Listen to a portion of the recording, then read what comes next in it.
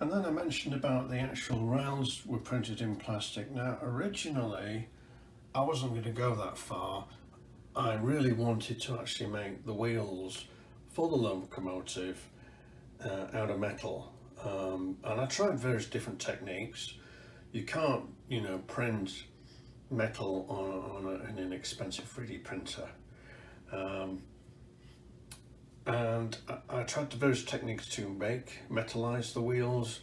We'll talk about that another time, but they weren't really successful.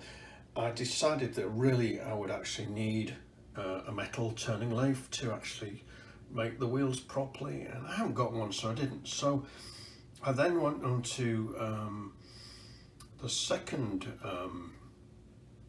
idea, which was if I can't have metal wheels, I'm gonna have to have plastic wheels, which basically means I can have plastic track then. And this track, I got the profile for the rail, the actual rails itself.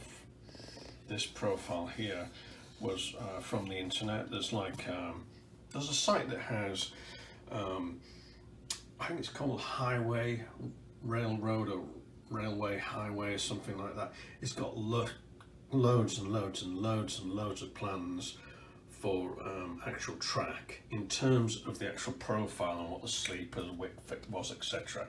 So I got a lot of information from that. The points, well, that's a story in itself. This track took quite a lot of time to get right. The first track I made, the actual curves and the points were too sharp. So, I really should have thought about that more, but I didn't, and they worked great. So I had to redesign the track, and even then there were some problems. In fact, what I had to do was go online and find out exactly how wide can this track really be, and how far apart are those wheels supposed to be, and what's the flanges on the wheels supposed to look like, so they run on the track properly. And thankfully there's something called the O-Gauge Guild, which I must admit I've never joined. I think I would do someday. And that has actually got some specifications for track and O-Gauge, British O-Gauge wheels, which is fantastic. So yeah, the track did take quite some time, and I found 32 millimeters across, went very nicely.